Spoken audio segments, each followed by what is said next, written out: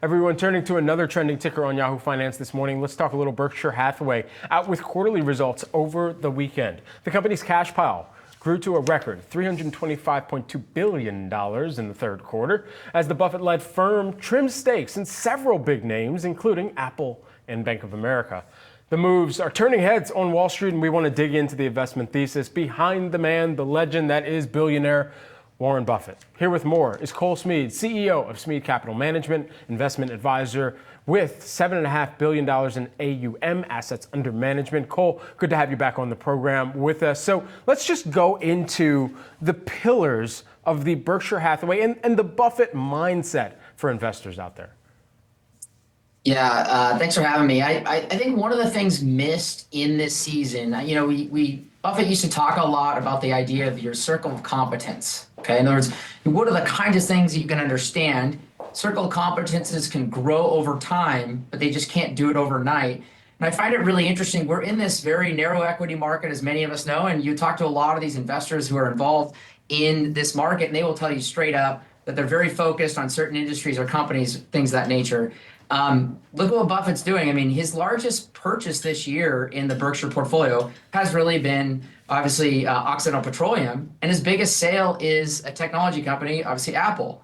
And what do those have to do with each other? The answer is almost nothing outside of probably economic growth that obviously play into both of their futures. So I point that out because I think one of the things that's really lost on investors is Buffett is practicing a lifetime of learning. And what that allows you to do is over seasons of your career as an investor, you can grow your circle of competence by learning and learning and learning and watching other businesses. And I find it very interesting that Wall Street's so focused on so few companies, and yet at the same time, that's not what Buffett's interested in.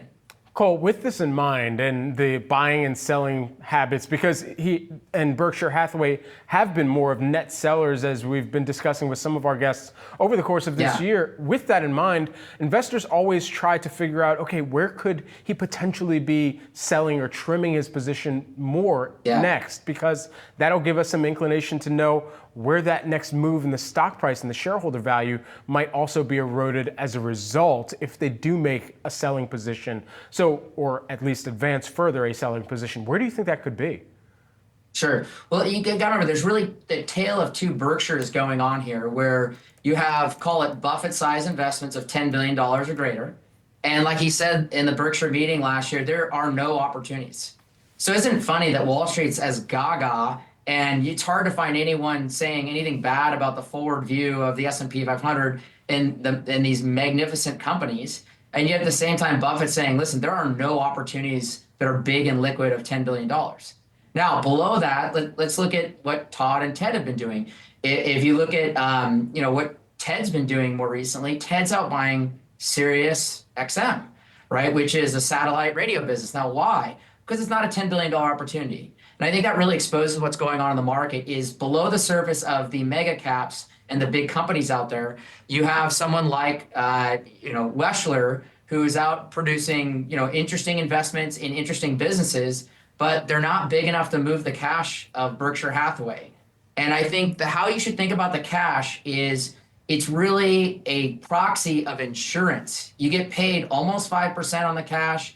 You can sit there and earn that. And what they're effectively saying, Buffett's saying, is he thinks that's a much better pre-tax return than the S&P 500 is, or a lot of his big cap $10 billion plus ideas.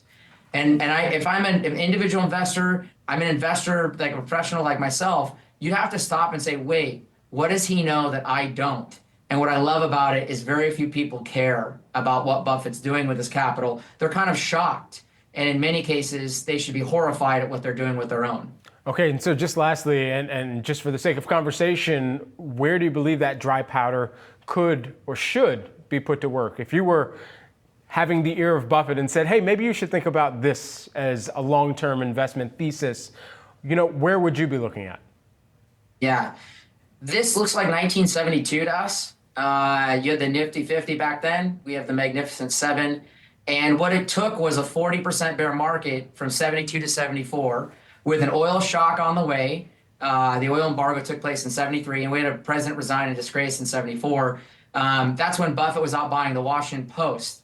And when they asked Warren, what did he feel like at the bottom in 74, he said, I feel like an oversexed man in a harem. In other words, there were just so many incredible opportunities that he couldn't believe in. Now, he didn't have to put $10 billion to work.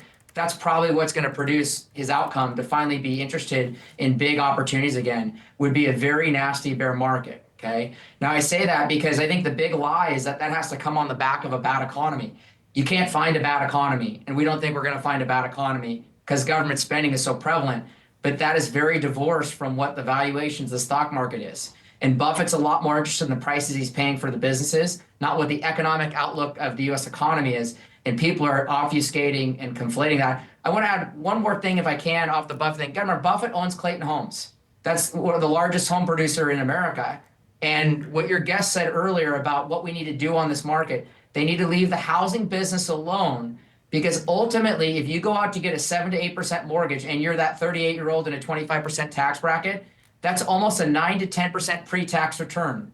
I think that's going to stomp stocks. I think Buffett would think that's going to stomp stocks too. And the reality is that might be the best marginal investment opportunity for a 38-year-old millennial buying a first home, is paying off their mortgage quicker, not taking risk in stocks. All right, Cole Smead, who's the CEO of Smead Capital Management. Cole, thanks so much for taking the time here with us today. Thank you.